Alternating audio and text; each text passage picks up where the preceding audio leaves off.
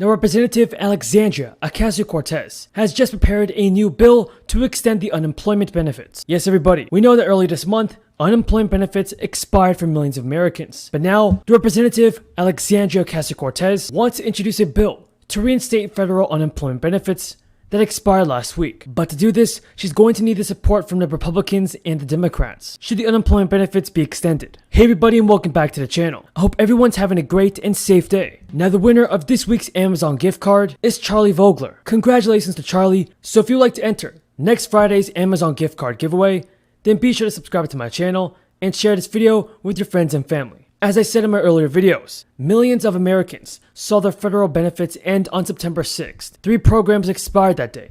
One that gave everybody an extra $300 in weekly unemployment assistance, and another that provided benefits to workers who otherwise would not qualify for the unemployment benefits. Now everybody, Representative AOC is demanding that unemployment benefits be extended. Officials in 26 states previously opted out of the unemployment benefits program before the expiration. Now, Alexandria Ocasio-Cortez said that her measure would extend all federal unemployment insurance until February 1st.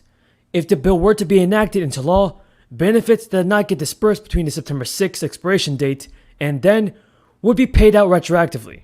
Now guys, federal pandemic unemployment insurance and stimulus checks have lifted nearly 8.5 million Americans out of poverty. And cutting off this stimulus aid now threatens to reverse the progress that has been made so far. So now let's see if President Biden is going to approve this bill and extend the unemployment insurance. Now, as to what President Biden's doing about this, well, President Biden has just met with moderate US Democrats to discuss a $3.5 trillion spending bill. Let's not forget that the spending bill can include a fourth stimulus check of $2,000 a month. President Biden was meeting separately with moderate Democrats like Joe Manchin and Kyrsten Sinema. President Biden, everybody, discussed the Democratic-backed domestic spending legislation. According to the White House, Democrats hold a slim majority in the Senate, making Manchin and Sinema critical to the bill's prospects. In other words, if President Biden cannot get Joe Manchin and Kyrsten Sinema to agree to his bill, the infrastructure bill simply will not pass. I will be discussing much more information on the infrastructure bill, so you want to be sure to stay until the end of the video. Jen Psaki actually told reporters that the purpose of the meetings with President Biden and Joe Manchin was to discuss a path forward on President Biden's proposed legislation. Everybody, Joe Manchin was scheduled to discuss the wide-ranging spending and tax bill with President Biden. Let's not forget that Republicans are against this bill, even though it aims to provide more assistance on education, childcare, and of course, human infrastructure. But look at the bright side, folks. The Democrats are now steering legislation through Congress using a special process called reconciliation. It will allow them to win the Senate passage with a simple majority made up of 48 Democrats and Vice President Kamala Harris breaking a likely 50-50 tie, which would bypass Republican opposition and get this bill passed, which means more Americans will receive the help that they so desperately need. And Nancy Pelosi is now aiming to hold a vote on the $3.5 trillion package, which can be revised downward, and by the end of September, and send it to the Senate for consideration. With a slim majority in the House, Pelosi is going to have to satisfy competing demands from the progressive and moderate wings of her party. And for Social Security, well, Social Security payments for seniors will increase by nearly $100 in 2022 under the new cost of living adjustment. It's good news for everybody. Our seniors are finally receiving the help that they so desperately need. Social Security is getting a major cost of living adjustment in 2022. The average senior will see an increase of 6% in monthly payments. And the Senior Citizens League says that it expects an increase of over $93 per month, bringing the average monthly benefit to $1,652. And for years, the average increase has sat at around 1.4% over previous years. At the moment, the average retiree receives around $1,559 per month in Social Security payments. So the push to receive more than around $1,600 per month would mean a boost that many seniors have not seen in years. It's official, folks. Many seniors will see a boost to the Social Security benefit. So within the next 30 to 45 days, of the Social Security Administration will announce a new cost of living adjustment for 2022, and this is all based on average increases in the Consumer Price Index. That's all the news in this video. Be sure to subscribe to my channel for more information on your next stimulus payments.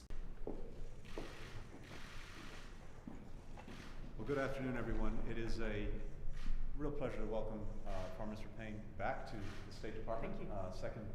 Second visit since I've been here, and we've been on the phone, in meetings, on video, so many times, and I think it's just a testament to a number of things, starting with the now 70th anniversary of ANZUS.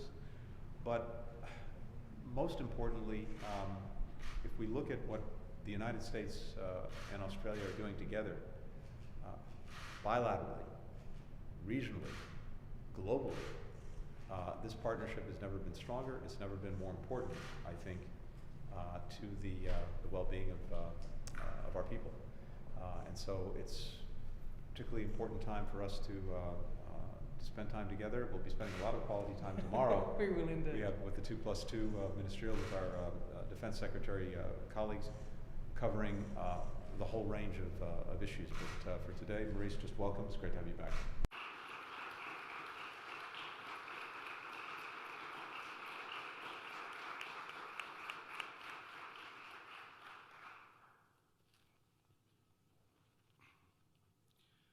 Good afternoon, everyone, and thank you for the opportunity for being here today. I'm Nicholas Knight. I live in Annapolis, Maryland, and I'm a proud dad to 3 amazing kids, ages 4, 6, and 10.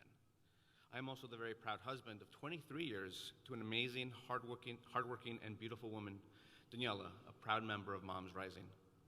It is because of our struggles to properly care for our 3 children without access to quality and affordable childcare and the immense sacrifices that she's had to make as a working mother that I am here today. When our oldest daughter was born, my wife gave up her job to care for her as we quickly realized that full-time childcare was beyond our reach. Both daycare centers and in-home daycares would have cost more than her salary. In an effort to earn a living while caring for our daughter, my wife even worked at an in-home daycare for a while, but was saddened that the program didn't provide all the early learning opportunities we had hoped children could have.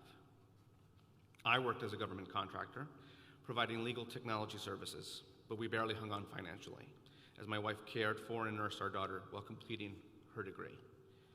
So I worked as a soccer referee on evenings and weekends to supplement our income. Our daughter grew and flourished, and my wife found a job that she could do from home, but even then, all we were able to afford was part-time preschool. Spots were very hard to come by, and we needed to apply for tuition assistance, which made it even more complicated. Since our daughter was only in school for a couple hours a day, my wife ended up having to complete a majority of her work after our daughter went to sleep at night. It was exhausting. She continued to work part-time throughout our 2 subsequent pregnancies, having only a couple of weeks of maternity leave to recover from childbirth and get our newborns off to a good start. Shortly before our youngest son was born, my work arrangements changed, and I was able to do my job from home. I worked early mornings and evenings and was able to become a more involved caregiver to my 3 children for the last 4 years. I saw firsthand